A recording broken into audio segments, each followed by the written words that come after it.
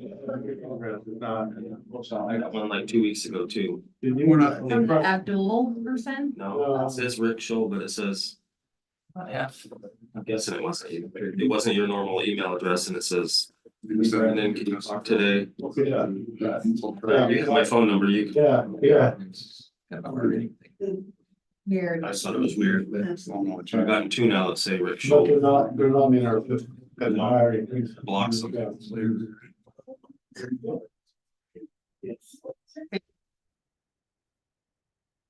Okay, we'll go ahead and call this council work session to order. It is Wednesday, June 19th. It is 2 p.m. I'll go ahead and open it up for visitor comments. If you'd like to make a comment, come on up, state your name for the record, and keep it to 3 minutes or less. Be right here.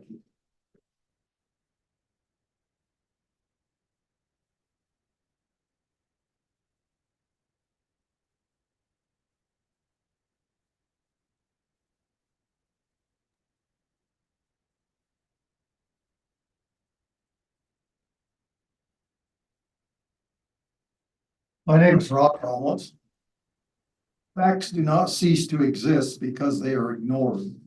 What the city lacks is honesty and transparency. The city has operated for years with secrecy and silence to avoid disclosure of how the city's participation has affected the 2 million gallon reservoir's rehabilitation failure. There was ignoring and neglect, which led to the reservoir never being investigated for the source of leakage. There was no investigation of the reservoir's interior condition. The reservoir was not drained to determine the surface condition while designing the reservoir's rehabilitation. Truth and facts are hidden by the city's client privilege and then withheld. May 21st, 2024 update was a revealing sequence of the 2016 W49 contract. Bad judgment and continuing with poor decisions governing. The city attorney should have objected to the city not draining the reservoir and investigating the conditions. This would have avoided liability should the bidders claim they were misled. The condition proved unfixable based upon the city's plan.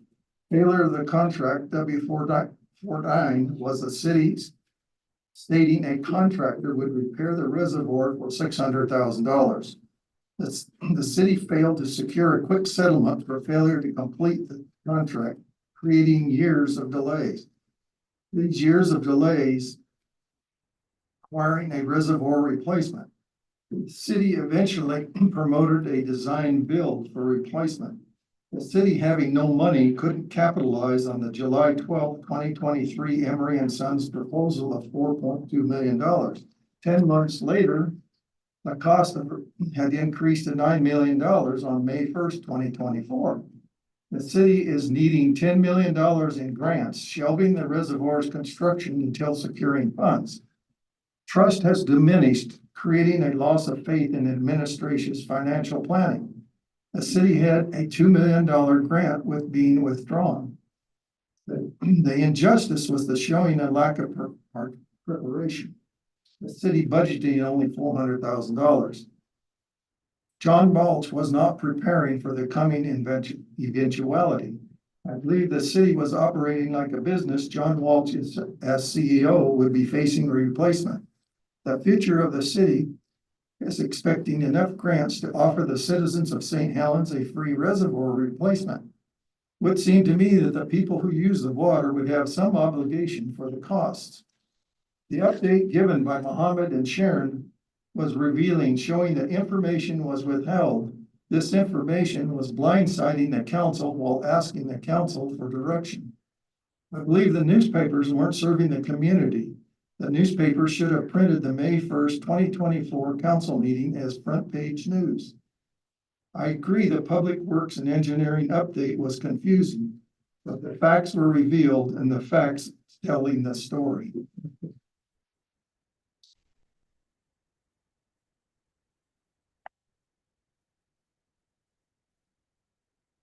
Any other visitor comments?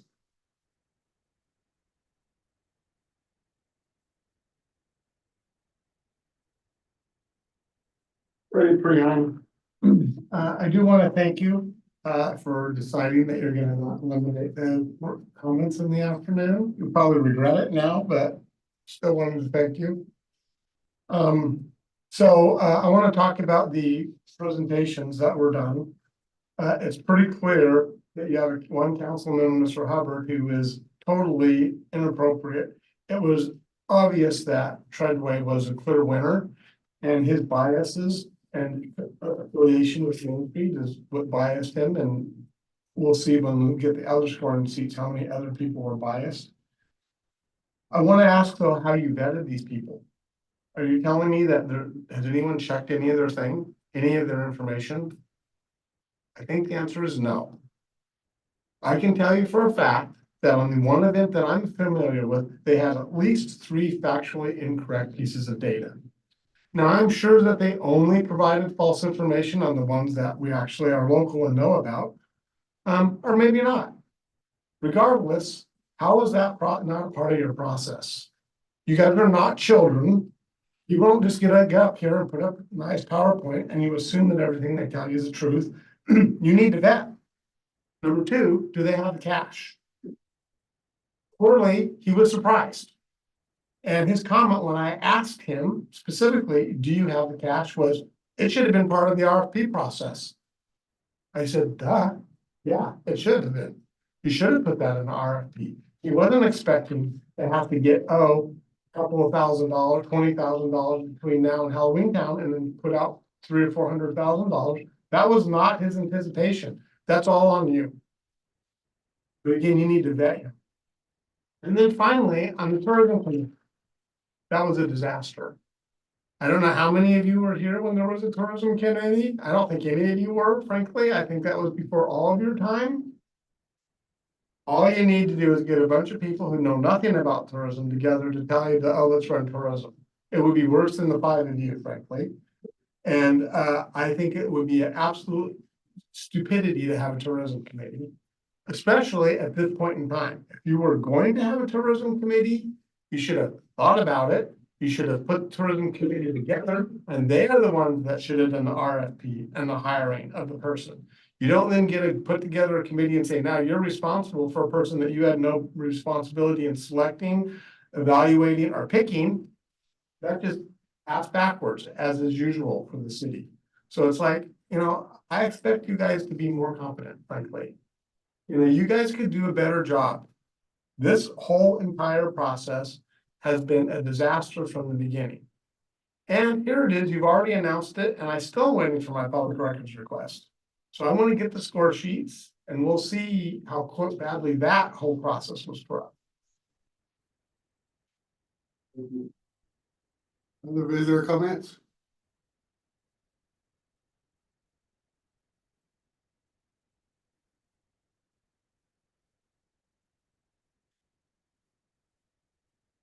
Steve Topaz.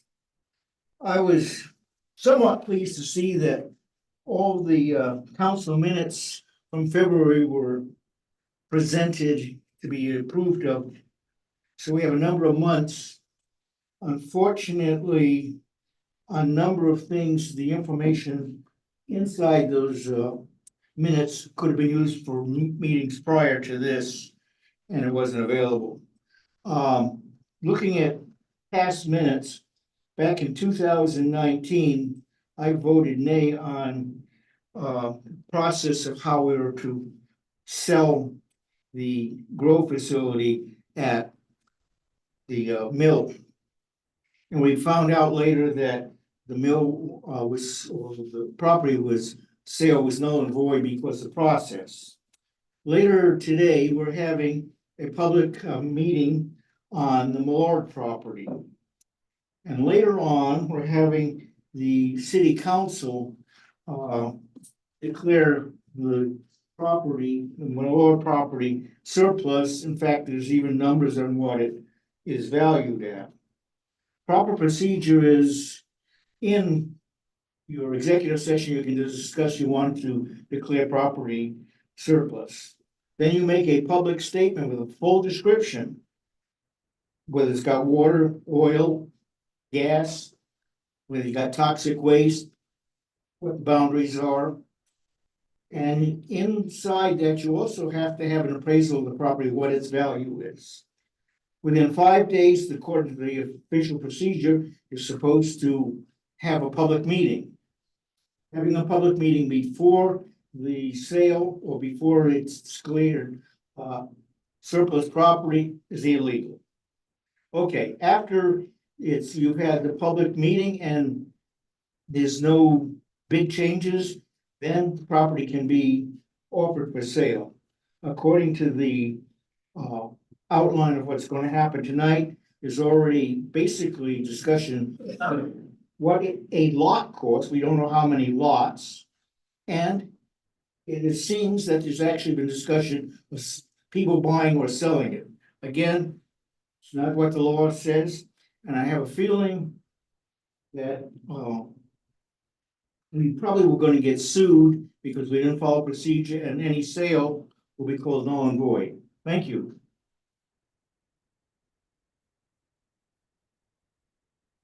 Any other visitor comments? We have me on Zoom. We have Bill Monahan with us. And Ashley Whitgood, she's our new city attorney that will be taking over for Bill. Okay, You want to introduce him? sure. Okay.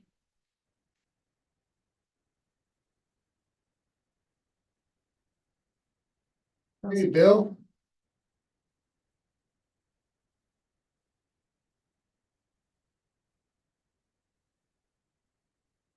There he Hi, is. Mayor and Council.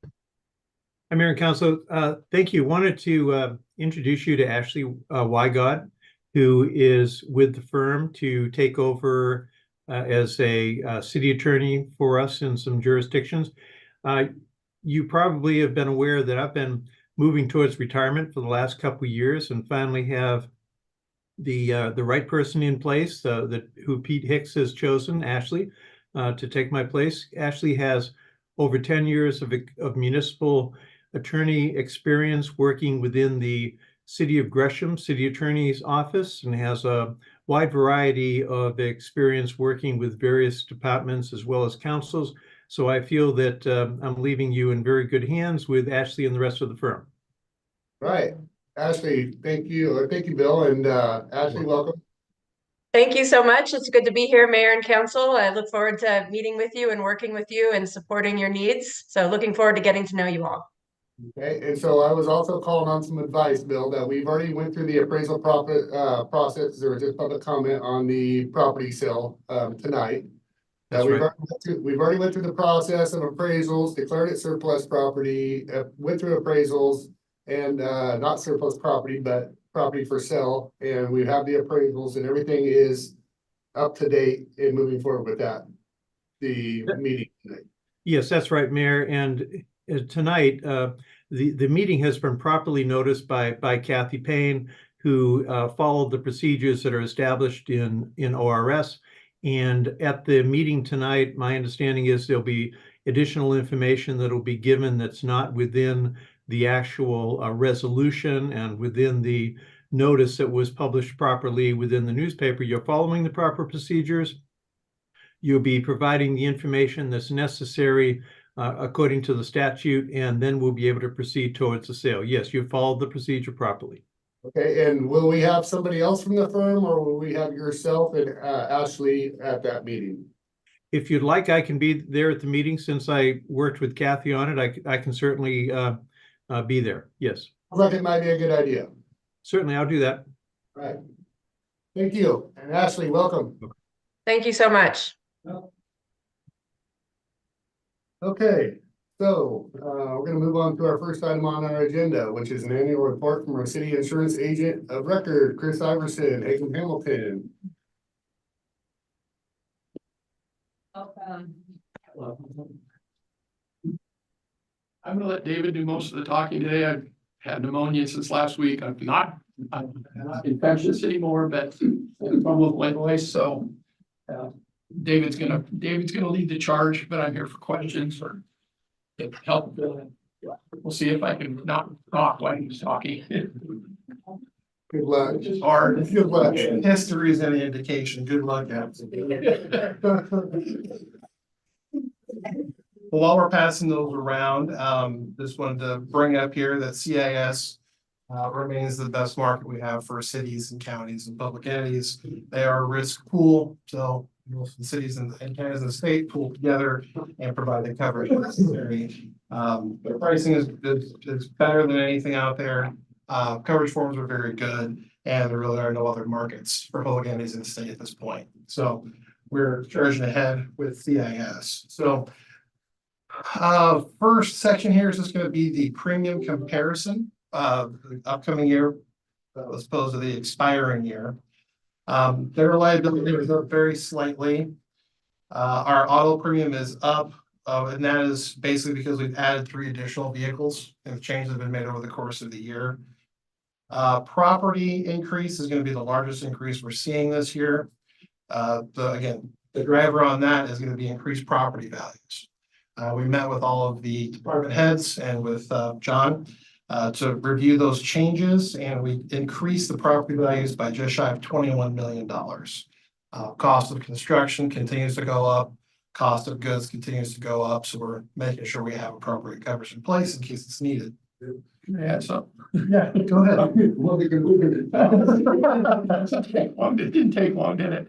We also added some properties that were at the Cascade site that were formerly insured by Cascade Tissue, and those were pretty high value buildings that we added. And overall, city county insurance services also increased the total value of all the properties, as well as looking, I just heard you talking about reservoir and costs on reservoir. Those have gone up dramatically. You're not the only city facing that. Those are several $1 million each that we increased those. So overall, the total package increased about $21 million. That's what's driving those property values. You guys are just getting bigger. That's the premium upfront, or if we sell some property to someone at the mill site. We pull it off as it sells. We pull it off as it sells.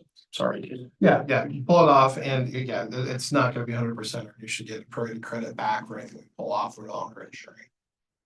So you added Sand Island Campground, 6 cabins and 1 group shelter. So previously nothing was covered at Sand Island, or? Well, it was under construction. That's correct. We added it after it got substantially complete, and that's usually a company that won't let us do that. We have to buy what's called a course of construction policy to do that, which is a separate policy.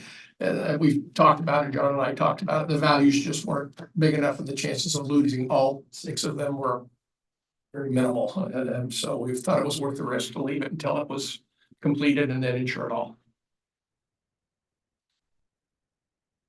Let's see here, our earthquake coverage, flood, no change in the premium, which is great. Our crime coverage is up very, very minimally, but also good. So overall, we're seeing about 11% increase. That's actually the smallest increase I've seen for most of the entities that we're working with. So we're doing pretty well there. On to the next page, work comp with SAFE has actually gone down by about $3,000. Our experience mod has dropped, so we're seeing claims fall off, which is a good thing. Continue to focus on employee safety is going to help that cost continue to drop as we go forward. Let's see here, and then the last piece here is cyber. That is up slightly. We have $1 million limit. I know the city is familiar with dealing with cyber claims from the past. We do have some folks that have been getting quotes and increasing limits $2 to $3 million versus $1. We're seeing a lot of these claims. The dollar amounts continue to grow. If you'd like us to look into that as far as higher limits are concerned, we certainly can. There are some IT requirements to get those higher limits. With the Care With Coalition, they have a great IT department that can work with your folks to make sure those are met and everything looks good. So we're happy to work on that with staff if you'd like. I don't think it's a bad idea that they engaged to look into that. Just recently, Councilor Sundin and Councilor Gunderson have received a fictitious appearing to be the mayor wanting to talk to them, and it's not my address. Which they're not in our system. Anybody can try to appear and mimic a email, but yeah. I just had an insured that was expecting a check for over $500,000. Somebody catfished him and or was it fishing or farming, but sent the people that were sending the check an email, and there was one period Yeah. different in it. And they wired the check to another place. So, yeah, it was over 525,000. We're getting those claims constantly. The city, in fact, I've got the claims here, the city, and it goes back 5 years. The city had a claim for it, would think, just this portion of it was right at 200,000. So they're serious, and they're getting bigger, and every time that they build new things to try to block those things out, that criminals are just out there trying to get around it. And that's all they do. That's how they spend their time. So I think it's worth looking at. So would you recommend looking into at least upgrading the coverage? Yeah, we've got to talk to, well, we could have a conversation with John about, there's some things that, we actually went out and tried to get more quotes for you, getting numbers. They came back with a fairly long email that said, well, we need them to do this, this, and this. Gotcha. And we have these in place. They sent us a form to fill out. And they just did that to us last week, so we didn't have time to get back at the numbers. But some of our public entities are bumping to 3 million already, have already done it. I would advise you at least it's year one. At least you. Recently though, didn't we? If I recall, didn't we just up ours last year or the year before? We didn't up it. Last year, it was about 2 years ago, 3 years ago that you. Right before we got it. Before the claim. You bought it, and you bought $1 million worth, which, thank goodness. Absolutely. Yeah, we brought it to you, and you guys said, yeah, let's do that. Well, So, the claims costs are going up too. I'm gonna give you another examples. I have a small nonprofit that I work with. One email account was hacked. The contact information was taken. It's over $100,000 in forensic IT work to make sure everyone who was impacted is notified and systems are cleaned up and things like that. So it's getting very expensive. it's at least something for you to look at. At least consider it. So we'll work with John and try to get you numbers on that. The other, are you done? Yeah, I'm good. The other thing, I was gonna think too, I pulled the claims runs and we're looking at those.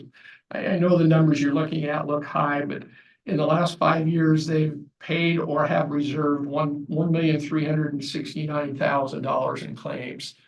So they are doing some claims. We've got a couple big litigated claims out there right now that probably can't talk about in a public meeting, but because they are litigated. If you guys want particulars on those, I'm glad to talk to you about them one-on-one or come to an executive session and let you know what those are and what the reserves are for. Because they're pretty high. They're pretty big claims. So anyway, if you do want those, just want more information, just let me know. It's by my office. Glad to talk to you about them. All right. So I think the only other thing I'd like to stress a little bit more of is we look every year for companies to write public entities. We write a very, very large percentage of the public entities in Clinton County. And every year we're trying to find other markets for you guys. And that's the reason they formed the insurance pool that they have. There's just no companies that can come in and compete with CIS and with special districts who does the port and the 911, those types of accounts. So I just don't want you to think we're coming back every year with just the same thing, because we are looking, but they're just not out there. But it is the same thing, because it is It's the same thing, but we had a company probably 7-8 years ago that came in and their forms weren't as good. They had a lot of claims made coverage in there, which is not as good a coverage. I'll just say that in my opinion. They were in for a year or two and then they left. So anybody that switched to them then was switching back a year or two. And so anyway, I just want to let you guys know that. Once again, staff's been great to work with as always. They're just always responsive. These guys are just always responsive to us and do a great job. They make our job a lot easier because they get back to us. We really appreciate that. All right, we appreciate you guys looking out for us. Okay, thank you very much. See you later. See, and I didn't talk that much. See you later. Okay, our next item, and we have a couple people from the planning commission if they want to come on up. We're gonna, this was brought up in our planning joint meeting, and it's a discussion regarding downtown parking. And Jacob's gonna take over and City planner and comedian. yes. So I'll to our city planner, Jacob Gray. I want to make sure you stay awake Yeah. in presenting, and there's certain ways to do that, not be boring. So parking is a phenomenon we will have to deal with for years to come. We don't have a very robust system of other modes of travel. So we all know that, but that's the premise that we're dealing with. And we have regulations pertaining to that. So the first thing, I just wanted to cover parking very generally, first of all, and this won't be very long. So about excessive discussion here. But in most places, if you have some type of use of property, there's an off-street parking requirement. And that's a very important term, off-street, meaning it's on the property where the use is occurring. Now, there are a couple places for permanent uses where there is an exception to that. That's why I have the zoning map up here. And those two places are the Holton Business District, or basically more or less the uptown core, and then the Riverfront District, Plaza Subdistrict, which is the downtown core. So those places, we have some of the exceptions to the off-street parking requirement. They have the same things. One, your abutting on-street parking can count towards that off-street requirement. And then two, if you have a property with a building whose footprint exceeds 50% of that property size, then we get to eliminate parking considerations for any type of land use action that would otherwise require additional parking. The Muckle building is a classic example. It was just a shell for a long time. They came in and renovated it. And instead of us saying, oh, you need parking, why are you gonna want the parking? We could say, no issue. Pretty big difference. We usually don't act like that. That was just for theatrics. Again, help keep you awake. So now in Holton, there is a little bit of a difference. We don't really have any public parking lots up there. It's all about street parking. And generally, we don't get a lot of complaints. At least I don't recall any. Now, if you disagree because you're the council and one of your burdens is receiving all the complaints. But I don't recall Holton coming up with a lot of concern. Downtown, we have. And in downtown, we have public lots and street parking. And we have more event parking burden downtown, but also some potential opportunity. We'll talk about that a little bit. So on the next slide, we're just going to look at the downtown core. This is a map produced by our engineering department. And there are a variety of types of parking. As I kind of alluded to, we have our classic street parking.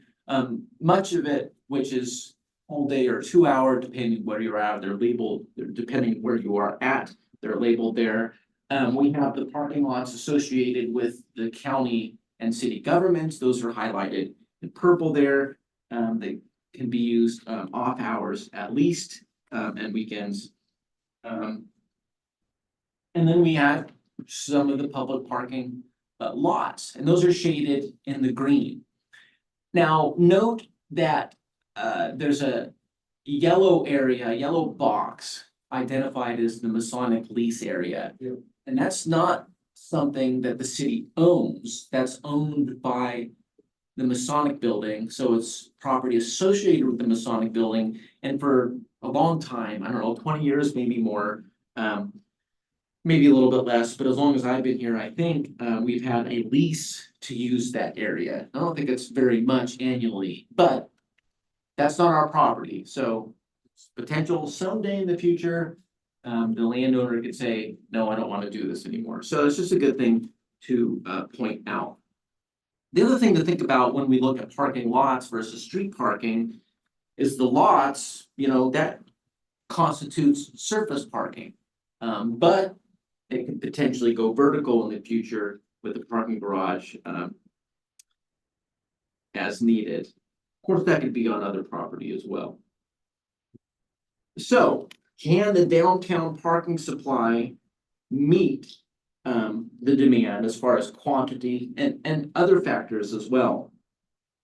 Now, over the years, we haven't seen the public spaces totally full. Generally, there's been vacancies, and we're not talking about festivals and stuff like that. Right now, there's a lot of sensitivity about it because of the construction and everything's displaced. The other thing to consider are future impacts. Now, we know festival parking is gonna be a thing, especially if Halloween Town continues to grow and become an international phenomenon. We don't have a lot of vacant lots in the downtown, but there are some things that we'll see soon and some things that we'll see later. One thing that we'll see soon is the John Gunn School. For years, it was open with some business element in there, but it was never an element that had a huge traffic or parking demand. But once the county fully occupies it, I think that's gonna be different. It'd be a lot different. You have all three commissioners, the historical society over there, museum. And then some of the county offices that are temporarily elsewhere move back to the other building. And so that's something we haven't experienced yet, but we soon will. And then there's the Fat Boys Pizza. Now, I would really like to know what that tasted like. It was delicious. It was great. It was good. I see the sign and, you know, I enjoy pizza. I'm known for eating. But I've been here almost 17 years now, and that's never been an operation. So the point is, and you know this already, that's a large vacant building that's never really had a parking demand. Sure. In almost 20 years. So that's another thing That's a good point. potentially something that we deal with. So those are the questions. Now, if we're looking for a capacity, what are the opportunities? So if we go to the next slide, and now we're gonna go to the north area of the downtown. We're looking at Columbia Boulevard, St. Helens Street, some of the numbered streets in between. And, there's some potential for additional capacity in there, pros and cons always. And I want to stress that anything on the street is subject to including our engineering and public works departments. And so I'm not here saying they're okay with everything. We always want to make sure they're included. But we did, almost 10 years ago now, when we worked on the corridor plan, explored parking design, but before we get into that, if we go to the next slide. So we're just gonna take a couple of sections along John Gum and then the same block up on Columbia Boulevard. And we have the width of the right of way or the public swath where all the street improvements are included. They're the same width, but you have two different on-street parking methods. Along St. Helens, you have angled parking, and then along Columbia Boulevard, you have parallel parking. And if you compare these two, you have a difference of roughly 16 and 21 spaces. And in both cases, you do have some driveway conflicts, so it's gonna vary depending on the block, but that's a 30% increase. Yeah. Which, that could increase your supply. Now, if we go to the next slide, we go back in time when we were working on the corridor plan. We contemplated greater improvements along Columbia Boulevard and parallel parking. But that doesn't mean that in the interim, with just paint, which is a lower cost improvement, we couldn't have angled parking in there. Again, we would want engineering public works input. So that's a potential opportunity. And then do you improve some of those side streets? Obviously, you have residences there, and that's a more sensitive subject, but there's some potential there as well. So if we go to the next slide, then we look at our opportunities to the south. Now we have this big old property that's vacant and we hope to be developed. And some of those parking exceptions don't count on that property, but if you recall, our zoning ordinance does have some flexibilities and, you know, we don't know what people are gonna be asking for as far as parking exceptions and stuff like that. If we go to the next slide and look at the connector, First Street to Plymouth Street, and this is the street in orange. So we've known that we wanted to increase supply, especially because of the festival stuff. And when this street is built, and it's kind of hard to see here, but there's angled parking on the side opposite of the river. And just doing a quick count, that's about 90 spaces that would be added to the public parking supply there, which is quite a bit. The last time the city has done a parking study was 2002, so it has been some time. And, you know, it's something that we've discussed internally for, it seems like ever, you know, someday we may need to go beyond just having our standard, you know, 2-hour parking, have code enforcement go out there and enforcement, and that's the extent of your parking management program. We thought, you know, someday we may need to go a step further. And that concept has been embodied in our urban renewal plan. So if we go to the next slide, and this is just an excerpt from the plan. And in the economic development planning category, you'll note for area projects, remember, urban renewal is more than just the downtown, it's the greater area. But it provides examples of planning to help advance economic development, and that includes public parking management strategy. We knew someday this would come up, and so we wanted to make sure it wasn't the plan. If we needed a source of funds for specialists to help us in this, it was there. Now, it's $500,000 with all potential planning that could be eaten up pretty quick. I should also note that it's in the urban renewal plan, but it's not in the current urban renewal budget.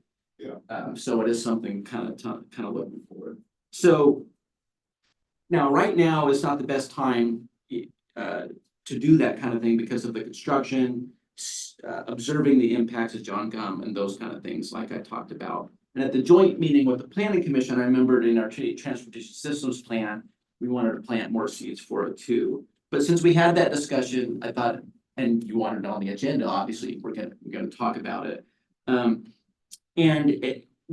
One thing to think about is it could be valuable to have a broader understanding of parking when we're going into further decision making.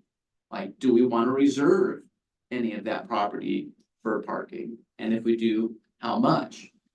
And a lot of that may be the festival space, since that can be a great influx of people, or maybe that's elsewhere. So that's kind of the primer of the discussion. We have some plan commission issue counselors. I didn't know where you wanted to go with it, but I want to at least set the primer. Yeah, appreciate that. Well, I think just for, you know, in our joint meeting, we understood that there was a nice proposal. We won't talk about it too much, but it's public notice anyhow. Yeah. That was denied by the planning commission because of parking. And we thought, well, a 4-story building that looks really nice that they're impressed with, how can we start right now on working on this? Because this could be a potential issue, not just with a pretty big building, but not as much property as we have down there, potential down there. So we should probably start talking about it right now. And that's why I've invited them too. And I think we should really be looking at outside the box of where we can for now, between now and urban renewal, getting some more funding, because we're a long ways away from that. And that can eat up a lot of money right there just in planning, that 500,000. So that doesn't give us a lot of project. Scott, yeah. Our transportation master plan. And just feel free to jump in. Okay. Our transportation master plan, wouldn't that also touch base on a lot of this too? Because that'd be including parking, also transportation possibly down to downtown through Holton. And I think that's what I heard him say, there would be 90 spaces through that corridor. I think he touched just a little bit on that. That's just in our transportation portion of it. So we're gonna have to start looking at potential parking, maybe parking garages, couple story. Are they metered? Are they not metered?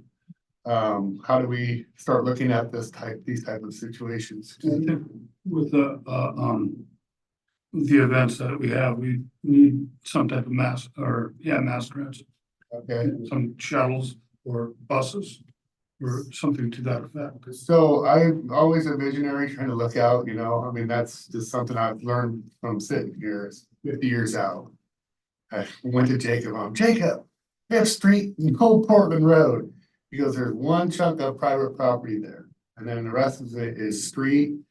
And that hole could actually have a storm put in, even if it had to be lifted. And that could be a huge parking right there. And that is on the map. I made sure it was in the map. Yeah. So, It well, could be a huge parking area, which is literally 5 blocks, 6 blocks off the river, which is not a long ways to walk. I mean, Put that back up. Oh, thank you. yeah, I'm gonna go to that. So Rick is talking about, so the Fifth Street right away is here. and it goes up Portland this, Road all up to 7. up here, and he's generally talking about this area here. Yep. There is some private property not owned by the city right here, Yep, owned by the Sorensens. yes. A lot of people utilize that anyway during, I know Halloween Town, that's full of cars in the grass, but I thought about that too, that's. Yeah, and it goes in there. So that was one of those maybe cheaper ways of targeting some really big parking area. You know, that's what I was looking at. And I do recall, Sean had referenced, he had something, an idea of parking within the new development area. And he had kind of in his back pocket, over to We talked that a few times. Yeah, we had talked about that a few times. I think that was the stairwell just to the left of it. And the pathway has a nice little landscape strip right now, but if you were to actually do some under and over parking and just kind of utilize that cliff as coming up to the upper parking as well. That was, you know, just 2-story there. That could potentially be fairly cheap design, John. The 2-story parking garage along the stairwell, a little bit of property there. There's space to do something like I think that's what you were referring to though. with- just not to put John on the Well, spot. just as a planning commission, we don't want to have any kind of implied building moratoriums because we can't say yes to anything that we don't have the parking. And like I mentioned in the meeting, it's an interesting concept to me to do some kind of shared cost with developers on the parking garage. Let's say they need 37 spots and they share that much within the parking garage or Absolutely. I've sold property down in the Pearl District and they have deeded parking there, which is very valuable. You know, you can pay $50,000 for a parking spot in the Pearl. Sure. So, you know, thinking outside the box there as far as how you could fund it. Jacob, I'm kind of confused. I thought that you said that the Riverfront District and the Holton District were, did not have, they had exceptions for parking. So they don't have parking requirements, off-street parking requirements for buildings, so I don't know why, I'm confused. The requirement still applies. So in the case of a recent application, their application included removing a building that had the potential to use this exception if it was used. But this proposal was to raise that, have a new building. And so in that case, you don't get the exception. It's a new because building. You're using existing building that covers Okay. percent. So it's not an unlimited exception. But their proposal was beyond the exception, and they did include some of the abutting on-street parking to help with the numbers. But it was a variance for close to 50 parking spaces. So in the magnitude of variances, it was, higher than your typical one. That makes total sense. Thank you for explaining that.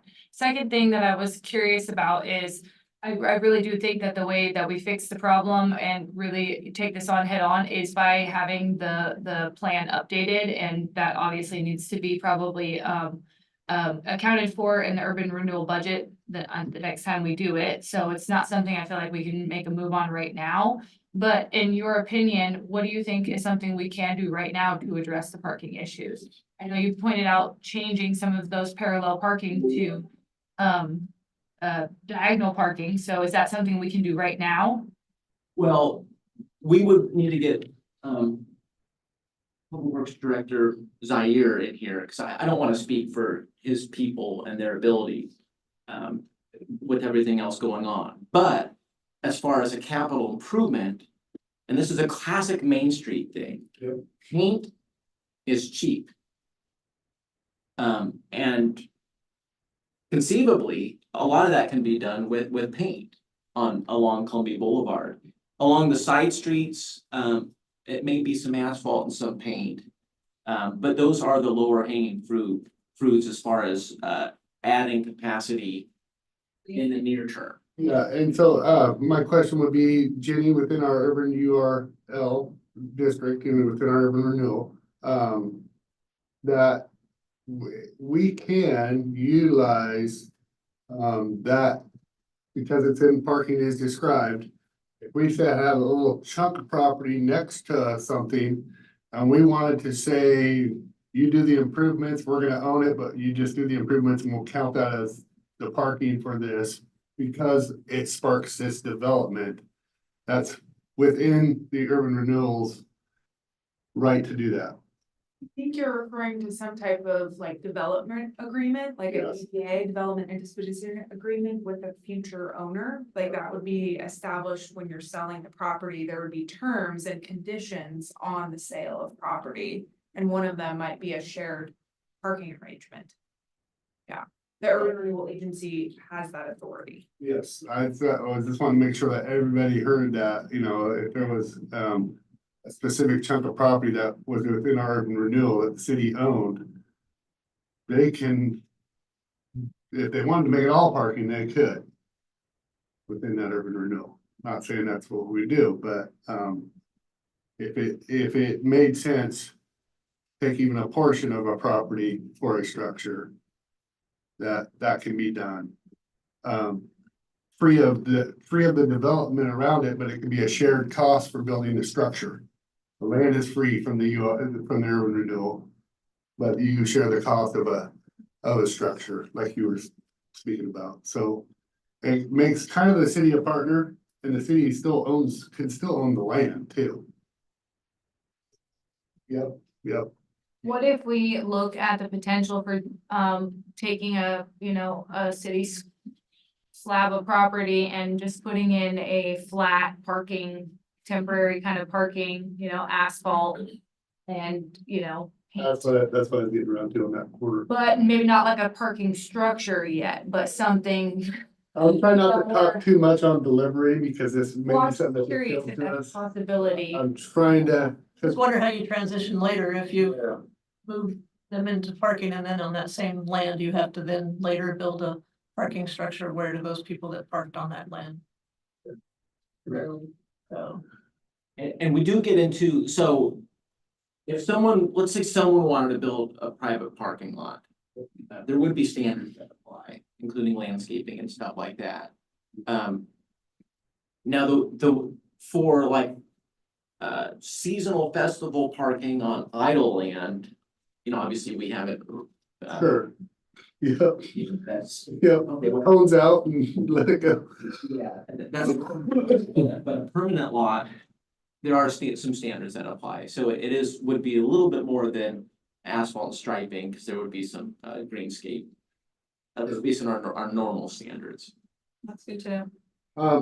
And what really sparked this being on the agenda was I don't want to see potentially the start of a really nice development down here, the first project being denied on parking.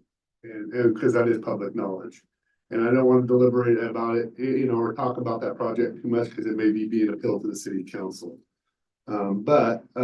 That's what sparked this whole parking, trying to think outside the box and let's start looking forward. The Fifth Street property up there could be a lot of parking and we don't know what John Gumm's gonna do to that back parking lot, but Jacob's right, on the day-to-day operations, it's very rare that that's full. There'll be just right here, not even a block away, block and a half away from a lot of what people are trying to get to. And they claim there's no parking downtown. Doesn't the city already own a parcel? We do. Behind John Gum. And we do, that's another piece too, good point. We also own another piece, if you go back to the maps, with the parking right here, that green right there. Towards the bottom, Kathy, yep, that chunk, keep going down right into the green, no, down below, behind, yes, right there. And it feeds into Third Street. It goes all the way to Third Street, so it could even have an egress out through Third Street. I have a question because there seems to be angled parking that isn't highlighted whatsoever. Towards the Crooked Creek and on that end of it. Oh, sorry, the highlighted part is representing 2-hour parking. Okay, Uncolored is all free for all. okay. Yeah. Thank you. Yeah, not free for all, but sorry. Well, if you think about if Fat Boy opened back up, that's potential of 4 storefronts and a big It is. back. But which would be an exception in parking, right, since they would use the. So, And when there was no hotel and it was a pizza, it was wide. yeah, It was wide, it was full. Yeah. Yeah. Yeah. Speaking of hotel, that's if Holcomb's successful in doing what he wants to and bringing back a hotel to the Klondike, you're gonna have a lot more cars down there too. And he also has a grandfathered parking demand, so he was previously a hotel, and so we can count the previous use, and he doesn't have to supply that previous amount of parking on his site. So he's not limited by some of the other new developments. That's really good to know and think about because that could have an impact. So I'd like to mention something. Rein me if this is off topic, but the recent application that was denied by the planning commission as it should have been because of the variance was way over the top, right? My concern is that we have somebody coming in that wants to build. Yes, we don't have parking, but we will have parking in the future. And I think Rick and I agree on this one. It's really kind of a shame to not let somebody come in and develop. And I understand the parking requirements, but given the fact that we're in the middle of, developing all of this where there could be potential parking, I hate to see somebody, an application like that turned down with, the great facility, great building, well designed and all that, simply because of parking. And I think we're looking to identify someplace. Right. It will be parking at. So we can go ahead and green light maybe with a caveat saying, okay, this is going to happen. Well, I like Counselor Chilton's comment on just a flat piece of property right now. If the city were to donate the property and have the people do the improvements, even that, you can always say, okay, we've moved to a parking garage now. You can reclaim that land for development. You can, even a 58 by 100 lot. You'd reclaim and say that's for development now. We're taking away, we've created a parking structure, but at that time, it made more sense to do that to get this. We're just still talking about the transition. well, I think what you're saying is the possibility of the city-owned lot that is nearby. Yeah. Which wouldn't be, in my opinion, a good permanent solution for this beautiful view property. You wouldn't want to put a parking garage there, but if you tuck something up against the bluff, then it would be. Yes. It seems to me like we need to get this parking thing worked out now before the development, because you're gonna get developers coming in here and then. Because they'll say, oh, you gave me an exception for this. Yeah, that's what. And then for me, for my development, the next developer come in and say, we gave them an exception. Yes, yeah. You can't do that. Jenny. Jennifer, as you brought that up, so go back to the zoning map really quickly that shows the riverfront district. So in the bottom inset map there, our riverfront district has 3 sub-districts. You've got the marina on the top, the plaza in the middle, Talking about this, and this the will be. mill at the very bottom. And the mill sub-district, when we were forming this, we had a caveat that said a development agreement with a future developer can trump all other requirements in the zoning district, but you have to agree to it as city council, the terms of that development agreement.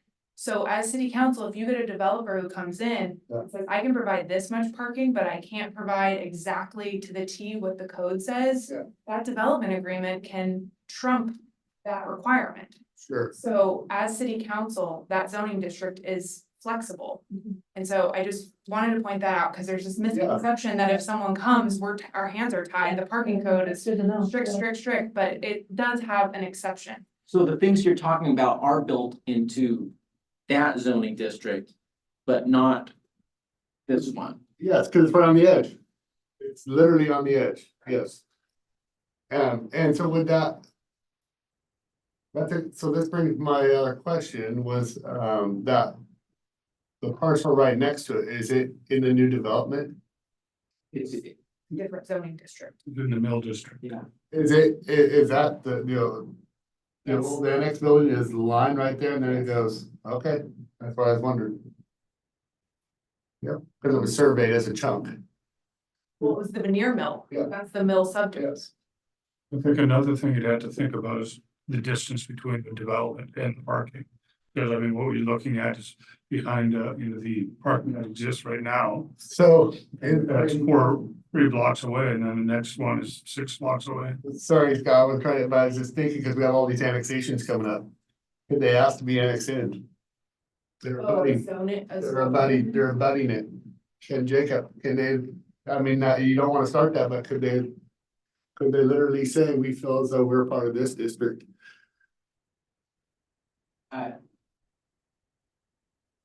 Someone could apply. Interesting thought, isn't it? Yeah, I mean. So I mean, this is a very timely topic, and part of our strategy initially was to. Parking's always been on our minds, and when we. In our initial look at developing the property, we looked at a master developer site so that they would contemplate all of those aspects and how would it all work together. And that didn't seem to be going anywhere, so we went to this a la carte method where we did this building and that parking requirement, that, whatever, breaking it up into pieces and going to developers seemed to be more. Well, and the reason we went with that. But it puts the parking question even The reason, more elevated. the reason we went with that though is because the master developers wanted to own the entire waterfront.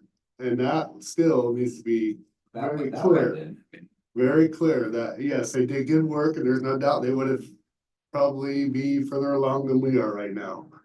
But it would not be owned by anybody in St. Helens unless they chose to sell, but they would have 100% control of it. City would have, if city worked with a master developer to have for sale product. But they weren't willing to even budge a chunk or parcel or part of it. And we brought that up to them. Right? The conversation still. It's when you look at it holistically, it needs to be figured out. And it's much more difficult when we go a la carte. Yes, but the master developer, that was part of why it got shot down. I'm not disagreeing with the concept. Option, do most of those developers won't buy? Developers, but yeah. I would like to see us look into putting in some type of a temporary meeting code, obviously, for a parking lot, flat lot, downtown, maybe in the Mill District where it's more flexible until things change downtown a little bit more. I think that's a good way to solve the problem for now. And then look into the urban renewal funds and budget to get a full scope parking plan. That's where I'm at. I agree, and I would like to look at least the stairwell. I know that right now in the master, if you come back to the master, let's see, not this one, one more, right here. You can see how that, well, this is out right here. This is a big chunk coming off that stairwell. I would just like to see how much parking if the Sidewalks already going out right into the middle of the parking lot. Are we shooting ourselves in the foot by doing that right now? Cause the curb's right here already, the sidewalk has not been put in. Should we be looking at a cutout or an ingress and an egress in that curb? While we're in the construction phase right now and not put that sidewalk there? This is something we should work with our engineering and our planning planners and look at. I know it makes a little swoop design and probably puts a little landscaping. It's already paved. Is it? That truck, This week, that trail got. the asphalt? It is asphalt. Okay, well, that's not bad. It's asphalt, it'll mash up the other asphalt.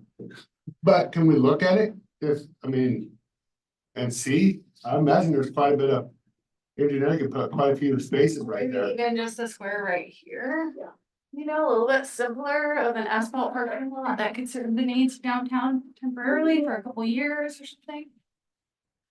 But when we're speaking specifically about new applicants coming in, that's not gonna do anything to. Speaking of the one that the planning commission saw, that's not gonna do anything, Particular person would use the capacity, where did we get anywhere? We didn't get anywhere with it.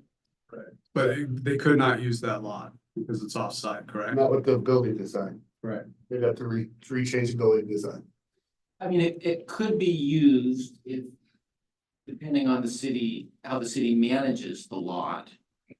Now, from a code standpoint, it doesn't make an automatic connection. But that doesn't mean it couldn't still be a basis for a variance argument. Right, that's kind of what I was getting at there, is that if we increase the parking spots, then it could be a basis for looking at that variance with a little bit closer scale of those parking spots being created. Essentially, yeah. But I hear, Jennifer, what you're saying, that it doesn't really fix the problem, but I don't know if we could fix it, you know. I would agree. And we could always, if we did build a parking structure, always take that. You know, we as city's property, say, no, now that's moved over to there, the parking.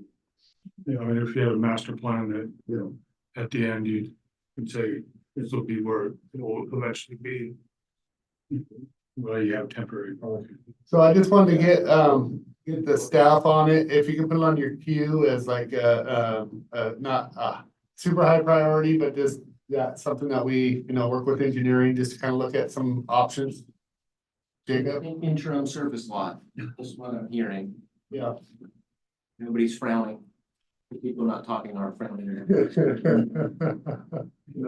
We feel good too about encouraging them to look into the restriping. Yeah, and I'm curious about that, what we find out about that, yeah. See what that looks like. I don't know if it's bike pedestrian trail, I mean, sometimes you have these longer trucks even down here with angle parking and I'm coming by and there's somebody's coming, I like slow way down and wait for the other person to come because that long truck. I just don't know about bicycle. And that's why, I was careful not to say, we can do it. It takes a little bit of look into, with I like that. our team. I'm just gonna comment that the Urban Renewal Agency does have it as a project, but that doesn't need a one for $1. We can always go after TGM, state transportation growth management funds, and leverage that. Try to get something going with the parking. And that's where if we have something embodied in our newly adopted transportation systems plan, then that really increases our ability to get those subsequent grants. Hey, this is something important to our citizens, it's adopted in our plan, give us the money. And when they go that way, yeah, here's the money. Yeah, they do, yep. Short term, as we're kind of winding down these public-private, infrastructure side of it, and the properties are coming available online, there'll be opportunities. If the building goes in, there'll be parking next to it, and you can kind of work down that. But it's not a long-term solution. Yeah. Yeah, I still like the Fifth Street. I do. I like that, the whole over here, the Fifth, all the way up to Seventh. There's a ton of space back in there. Well, the environmental concerns on that property? There was some pulp that was brought there years and years ago. I don't know how much environmental stuff that would, I mean, before I was even born. We're talking late 60s. Yeah. So duly Oh, noted, Bird Lake and it was filled with. Yeah. Yeah, Yeah. that's what I'm referring to. duly noted as far as the surface parking lot considerations, that is a potential location. And a lot of it's right of way. If it's in the right of way, that gives us some flexibility on lot design. Sure. Then we can call it street parking instead of a service lot. And could you, you have the authority, I think, of this council to reach out to that private owner just to see if there would be any interest, tell them what we're thinking of. If they would be interested in selling, if you could just reach out to. Sorensen. There you go. Just making sure she's not giving me a bad look. Well, Yeah, we can, all we need was at least, you know, a letter that yes, they would. Who knows? yeah, I have a little bit of communication from them from, one of our, land partitions that was a little bit more exciting than normal. Cause they have property up there, so, yeah, I can see what we can do on that. Okay, appreciate it. All right, thank you all for showing up. Okay, so now we're gonna get on to a review joint memorandum and understanding with CET for Grow Rural Oregon Initiative. Paul Vogel. How are you? Fine, thank you, Mr. Great Mayor. to see you. Councilors. I don't even know if I need to come up here. This is kind of a housekeeping thing. Relating to the Grow Initiative, which is a pass through. It's updating. Some transitions took place. Rachel Barry, who had been assigned to the, really as coordinator and staff support, no longer at the city. CET's pretty much assumed that role. We're doing some restructuring internally with the navigator and bringing on a communication kind of coordinator role. But there's no material change here to the grant amount. For Family Foundation, I've talked with them. They're fine with the new arrangement, encouraged it. And so, I don't know, I'd like to tell you there's a bunch of controversy about it, but there's not. The relationship, I think, is working well. The difference really is we applied for the grant as a community. We had estimated number of hours from CET staff that we expected to contribute as in kind. So did, I think, the board and some other stakeholders. But we're probably doubling that at this point, but it's just, you know, it's how it's happened, and one of the reasons for putting it under really kind of subcontracting it to CET is because it fits under the fund. So it's fine, and the community's benefiting from those things being integrated, so it's good. Well, we got you here. I know, you know, we're all things power, you know, I mean, and I'm sure there's still some business companies reaching out and to you as well. I don't know about Port, of course, but I just want to make sure that we keep that at the forefront of our mind. And as the city council will be the biggest city in Columbia County, and I know the commissioners are aware of it and working on it. But that we just continue to, anything that we can do to be assistance of in that process, let us know. Well, I'm glad you brought it up.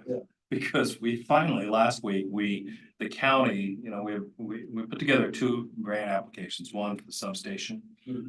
Preliminary design and all that, the other for transmission plan and load planning, really intended to be a community pulling together effort to the county. And then we would subcontract that out to somebody who's got energy chops and all of that. So finally, last week, the draft contracts came through. County's attorney is looking at it. I think we're meeting later this week just to talk about any problems we got with that. So we've kind of been waiting to help start bringing people back together until we actually had a contract to do this, because we couldn't claim we can't claim any administrative time on this anyway, but they also wouldn't reimburse for anything until we had a contract. So on the administrative and the ability to really start pulling everybody back together, we can finally start moving forward with that. In terms of requests for power, I think, we've met with Project Arcadia. They've had a number of different meetings. We've gotten them connected with a number of different folks. They're having those conversations. I'm aware that the purchaser at Armstrong was meeting with the PUD yesterday. Both those load requirements are within a reasonable threshold. Yeah, absolutely. That said, as you know, the current transmission into South County into St. Helens Industrial Park is a PGE transmission line. So this morning we had, fortunately, the Columbia Commerce Center is a finalist for a Business Oregon manufacturing project. We had a large meeting, a site visit this morning, and you'll be glad to know, having seen Project Sprint's power ramp, which was like 2 minutes. This is not only a power ramp that fits within well within the current headroom threshold for the PUD in that transmission line, but also they're gonna need about 50 megawatts, but they're gonna need that 50 megawatts in about 9 years. And it's from all our conversations with Project Sprint, I mean, with lead time on equipment and engineering and planning and all that, 9 years is doable. Yes. It's a 2-year thing that was a real challenge. So through that process, we heard 5 to 6 years. Yeah. Lead time, right? Yeah, and that's pushing it, but that's doable. Believe it or not. 9 years, we can. Just so you know, believe it or not, another solar cell manufacturer, different company, reached out. Oh, yeah. They're picking my brain, and I told them, yeah, we have the water, we have the sewer, no power. Sorry. Yeah. And that's what I had to say. What is in Project Sprint is still continuing to poke around the state a little bit. Look, There's nobody that has as much as they had committed to them. I told them to reach back out to the city in about 5 years and see where they're at. That's all I can say. So. I knew that Arcadia and the Armstrong property. I mean, those are priorities. They've got an LOI, they've got an LOI. Let's do what we know we can do. I mean, if nothing else, it obviously has raised everyone's, attention and sensitivity to this whole thing. And per your question, we finally have the funding that was intended to help us organize around this and do the community aspect that helps the supports the utilities. So good. It's moving. Well, one lawyer to do their thing. It only took 2 months to get a contract, but anyway, that's my input on the MOU and the 6 text changes in the document. There are 6 changes. Any questions on the MOU? All right. Okay. Thank you very much. Thank you. Basically just taking out of this, it was awarded to the city and we're awarding it to an economic team to do their good work and scope, and nothing else has really changed. So Okay, man, we are on schedule. That's good. Knock on wood, not okay, discussion regarding possibility of bringing back tourism committee. So it's brought up, and I think the idea is good. And I think it definitely is something that the city needs to, and with this little bit of public testimony, I feel like we need to make sure we work with the contractor as far as the first 6 months or so, just to make sure that I think it's our duty to do that. I don't think this is a bad idea though. And I think getting some of these people maybe on board and participating with the city as the ultimate authority, but allow them to have some ideas and we all educate ourselves on tourism a little bit, hire a specialist, whatever, I don't know. But I think we know our community very well. We'll agree with that. So I don't think it's completely a bad idea. Any other discussion? The research that I've done with Treadway, seems like they're a full service, ready to go. Like, I think the 6 months and let them see where they're going first is a good idea. And then, you know, if they need direction or if they need more contact, then I think commission would be in order. I still think it's in order. But, I mean, at least initially, we can feel them out and see how things are going, what they need, and then we can have a better understanding of what that commission should look like. I think maybe if we don't form a commission right away, that's understandable, because I respect your point of view, but I think that the bumpiest part of it is gonna be the beginning. And I think that's where they're gonna need the most assistance getting everything switched over. And I don't want it to be too much on John's plate. It's proven that John can only handle so much. He may have a billion arms and a billion brains, but he does need assistance with this program. And we either as a council need to step up and help with it That's what in I the was- beginning. That's what I was. And then talk about forming a committee Sure. or something, but we need to help in this beginning. I think it's gonna be critical. That's what I was saying, we as a council. I'm fine with that. That was my thought too, that if John's wanting this off of his plate, then Yeah. that was kind of one of the ideas to help with that. My questions are, what would the commission's role be? How would they work with the contractor? What's that relationship like? Are they there to offer suggestions or? And then I wasn't following things when I know I've heard many stories and like Brady brought up that there was a lot of things about the past experience that didn't go well. So I hate to set the new group up for failure and have the same thing happen again. So I'd like to know a little more about what happened and why it didn't work and Sure. see if. Talked to the city manager that is hired and worked with Treadway. His insight was when you work with them, they'll do a great job, but they do need direction of what the city wants. They don't know anything about the city, so it's gonna be input from the council, if that's the way you're gonna start it. They're gonna need that input of like, this is the direction we want you to go. But they'll carry out the mission, no problem. And I said, well, who do you think should be on the committee? And he said, stakeholder. That's businesses, I guess. Yeah. It's pretty evident that they can really carry out the job, but the direction is gonna be necessary.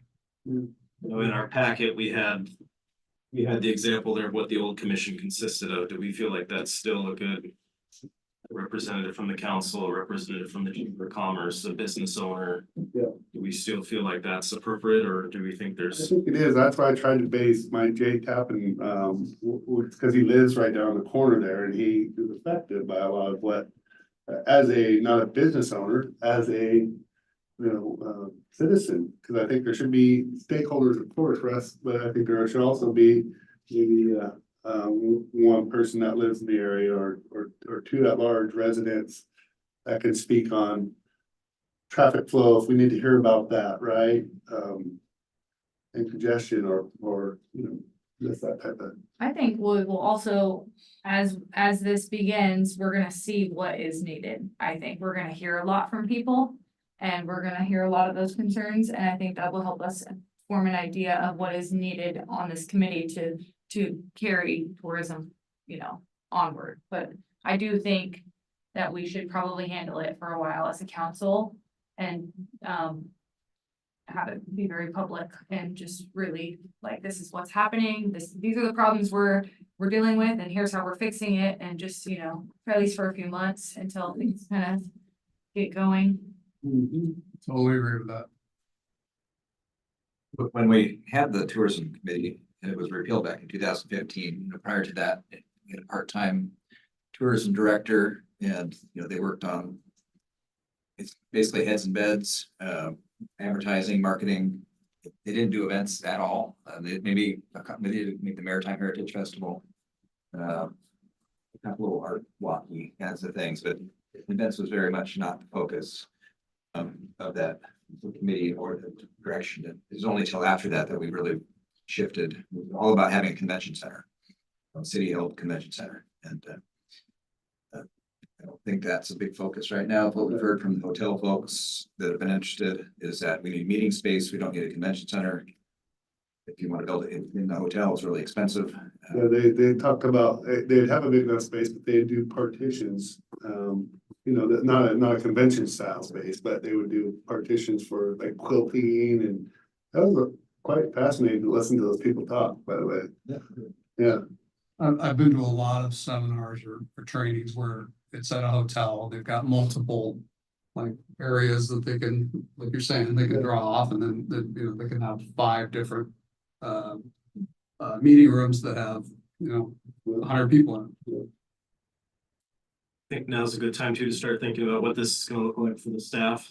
I know Parks Commission right now, we're trying to figure out who's gonna take minutes, who's gonna be present at those meetings, and so this is one more commission that we need to worry about staffing and recording minutes, and Very real concerns, yes. Yep.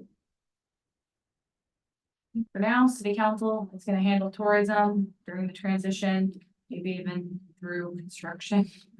And then Gonna be the hard decisions up front, and then it should get easier. I think that's completely appropriate.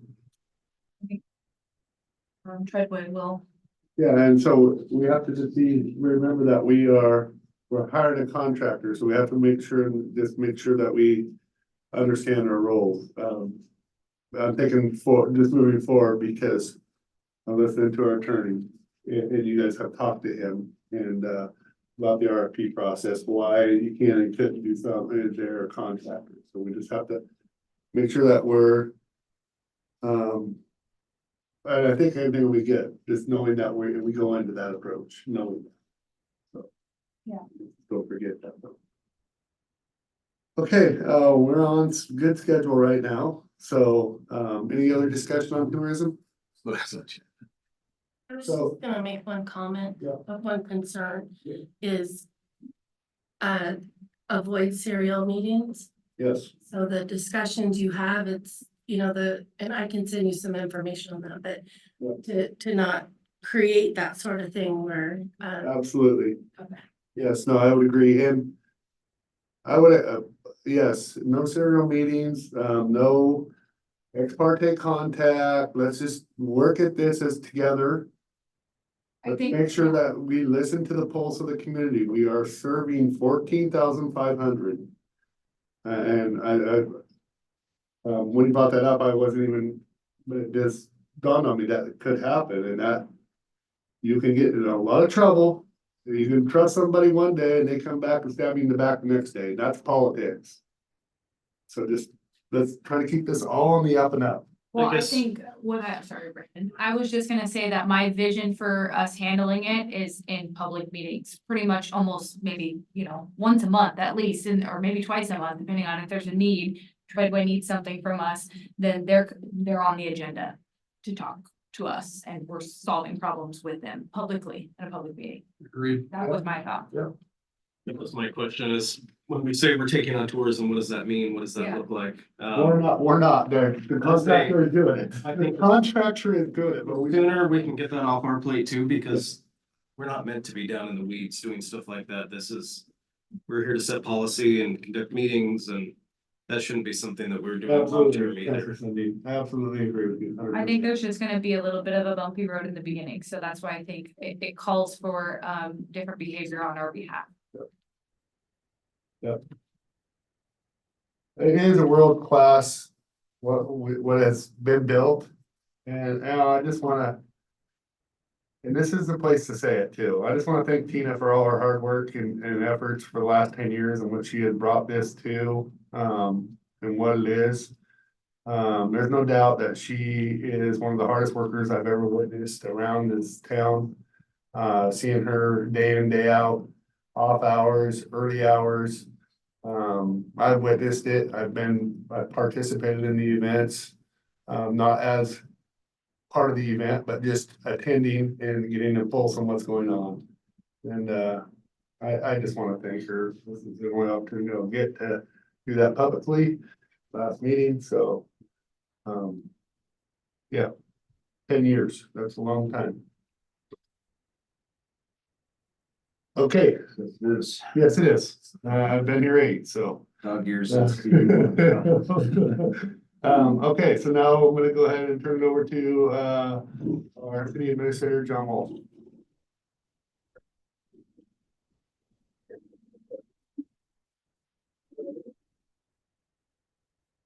Jacobson, County Commissioner, Harley Rider.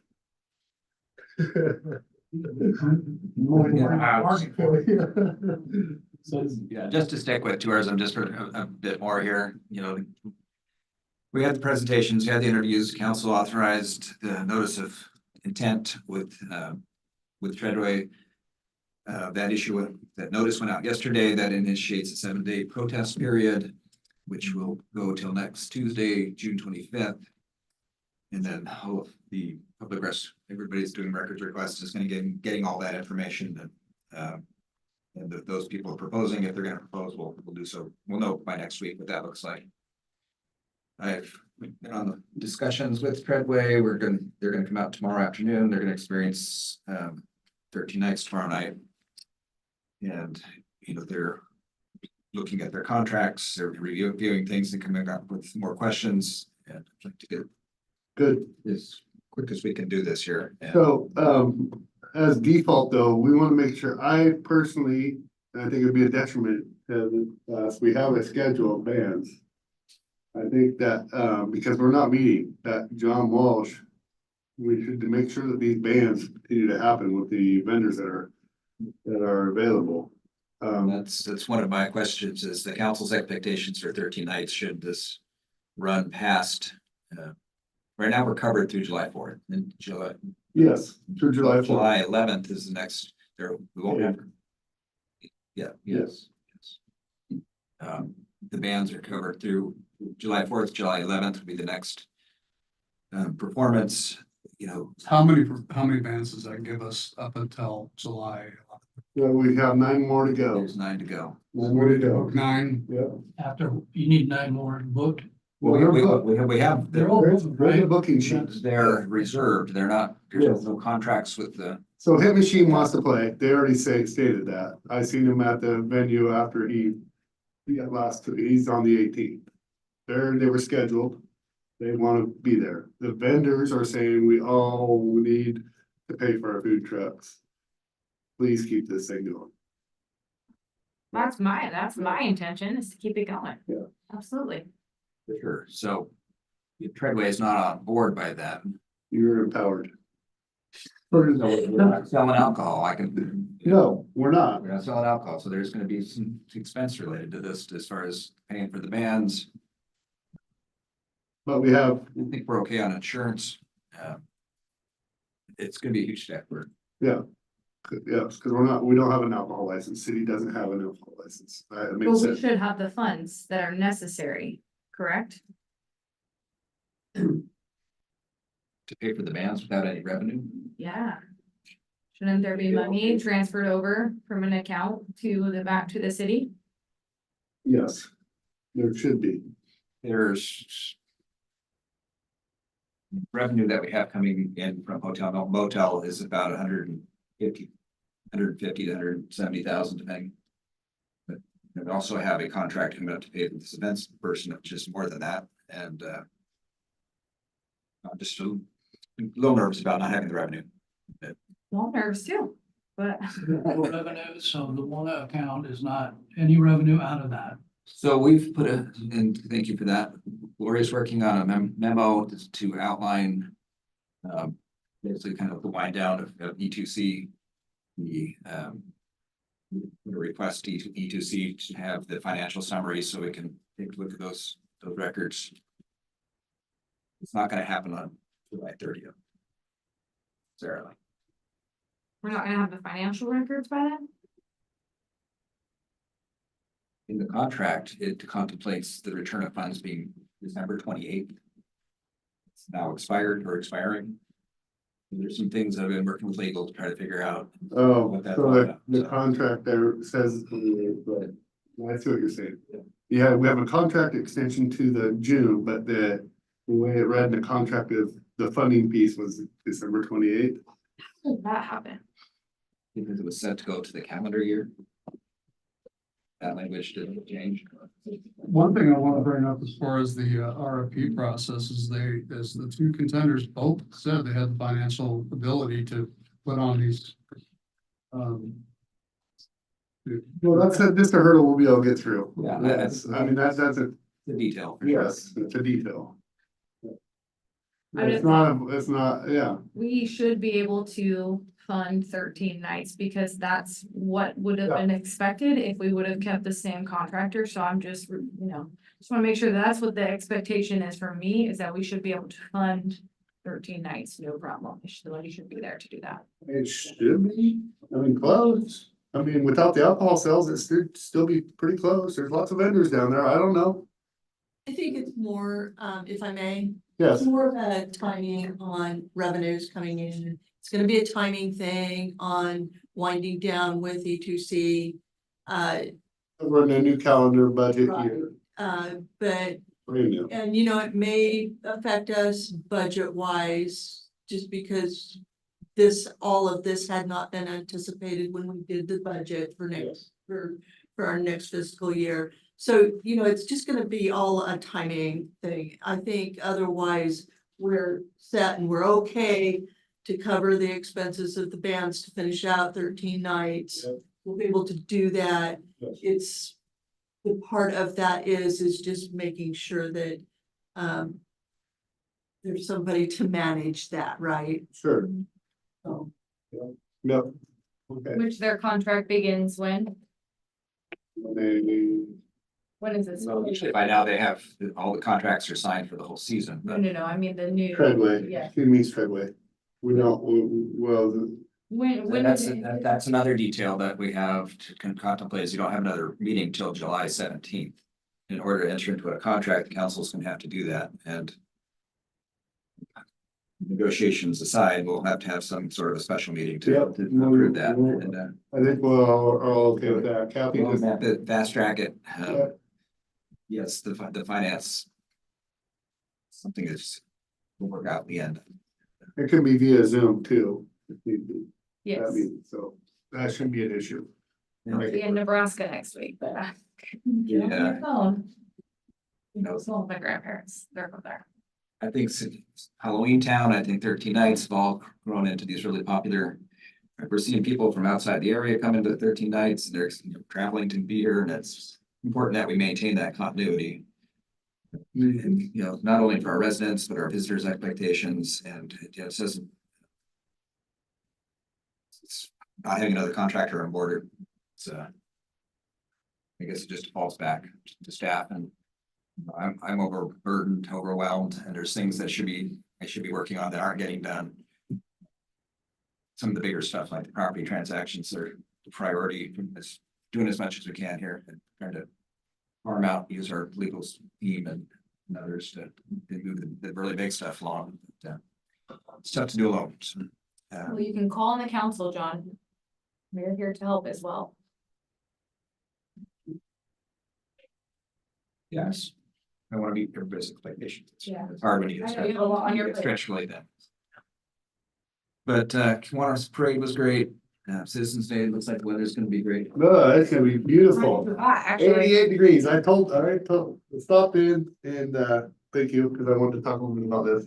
I've checked with IGA, we're all good. Sunshine, Safeway, I followed up with Stans again today. Told them we might need lots of ice. So it's all put together. So you're going to Safeway? Who's the contact? That'll be Angie. Yep, Angie. So she's vice. On the paperwork. It should be. Should be, okay. Yeah. If you just go to customer service, there's usually carts of Yeah, they boxes. usually have it waiting for you. Nice bigger truck. yeah, do you have extra hands to help you? You got any It's always light hand stuff. Somebody, It's always light stuff. but it's except for the- multiple things help. The Oh, yeah, do they help before? one thing that's heavy is the packets of mayonnaise and mustard and ketchup. It's a lot of them. It's a I lot. used to own 2 restaurants. I know the weight of them. So, yeah, it looks like it's gonna be great weather. Well, I wasn't quite done, but if you're going past that. Yeah. Well, I just wanted to make sure that, if anybody has talked to anybody, that didn't confirm what they were supposed to be bringing. Everybody I've checked with you, it looks like it's a go, so. Just trying to do a real quick recap of, sounds like we're all good on my side, unless somebody has something they've heard from one of their. I think Lisa says it's looking good, it's looking fine. It's more volunteers. Always more volunteers. Remember how that started? Yeah. Remember? Dark and stormy day. There you go. Bringing my husband and my kids, so we have a few extra hands. So just another main thing I want to talk about is the timber sale. Brent Keller from Mason Bruce Yard reached out this afternoon to get confirmation that the city wants to move forward with the sale. Doesn't need, it's just a bid process, so you don't have to accept the sale bid. We said we did, yeah. You said you did, and Yeah. I'm assuming the answer was yes, and I told him that, but I was confirming that. Yep. When you run into your forester at NASCAR, if he's tall, and his hair was way out because the wind was blowing, but. Right. Like twins? Yep. That was awesome. Anything else, Yeah. John? Just a quick executive session item. Okay. All right, so with that, we'll be going to executive session under ORS 1926602E. Real property transaction, or H, consulting with council potential litigation.